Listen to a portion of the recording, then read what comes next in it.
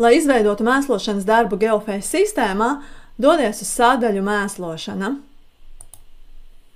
Augšējā labajā stūrī spied ievadīt mēslošanu, tad izvēlies kultūru vai vairākas, kurām veiksi mēslošanas darbus. Es izvēlēšos ziemas kviešus, norādu datumu, piemēram 13. martu.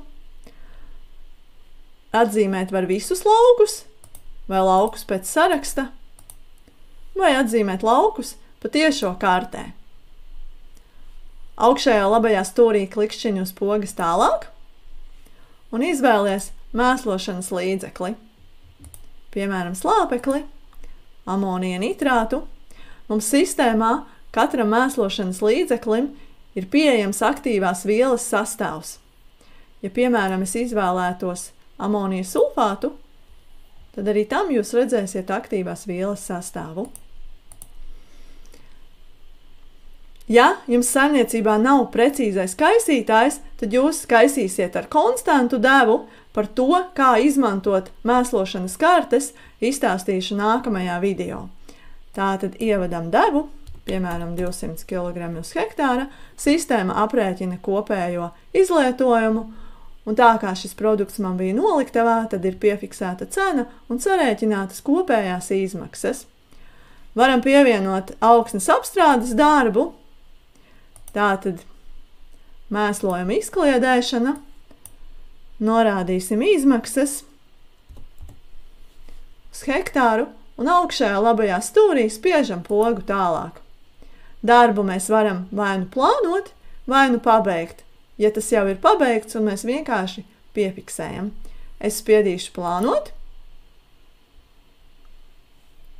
Un mums ir ieplānots mēslošanas darbs ar amonija nitrātu ziemas kviešu laukiem. Lai uzdevumu pabeigtu, klikšķinam uz pogas pabeigt uzdevumu, bet mēs varam pabeigt uzdevumu arī atsevišķiem laukiem. Piemēram, laukam Birzmala. Pabeigsim uzdevumu 14. martā. Atzīmējam kā pabeigtu, un lūk, laukam Birzmala status ir pabeigts, un kopā uzdevuma mēslošana ir veikta 21 no 170 hektāriem. Lai pabeigtu visu uzdevumu uzreiz, klikšķinām uz pogas pabeigt uzdevumu, atzīmējam kā pabeigtu, un no plānoto darbu saraksta mēslošanas uzdevums nonāk pabeigto darbu sarakstā. Ja nepieciešams, mēs varam rediģēt informāciju ar pogu rediģēt uzdevumu. Mēs varam mainīt datumu, mēs varam pievienot klāt laukus, kurus neesam nomēslojuši. Mēs varam mainīt izlietoto daudzumu vai devu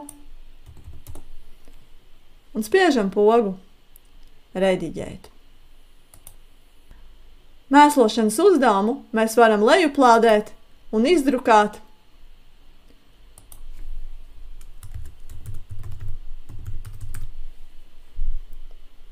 Izveidojam nosaukumu un lejuplādējam failu. Mēslošanas uzdevumu var arī izdzēst.